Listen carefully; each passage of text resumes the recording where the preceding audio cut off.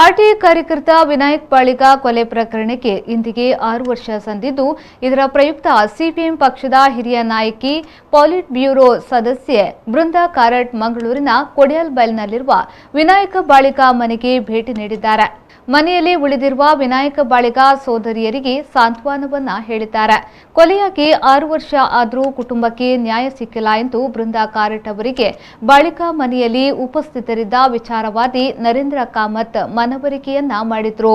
ಬಾಳಿಗ ಕೊಲೆ ಸಂದರ್ಭದಲ್ಲಿ ವೃದ್ಧಾಪ್ಯದಲ್ಲಿದ್ದ ತಂದೆ ತಾಯಿ ತೀರಿಕೊಂಡಿದ್ದಾರೆ. ಈಗ ಇಬ್ಬರು ಸೋದರಿಯರು ಮಾತ್ರ ಇದ್ದು ಅಳುತ್ತಾ ತಮಗೆದುರಾದ ದುರಂತ ಸ್ಥಿತಿಯ ಬಗ್ಗೆ ಬೃಂದಾ ಕಾರಟ್ ಬಳಿ ಅವಲತ್ತುಕೊಂಡಿದ್ದಾರೆ.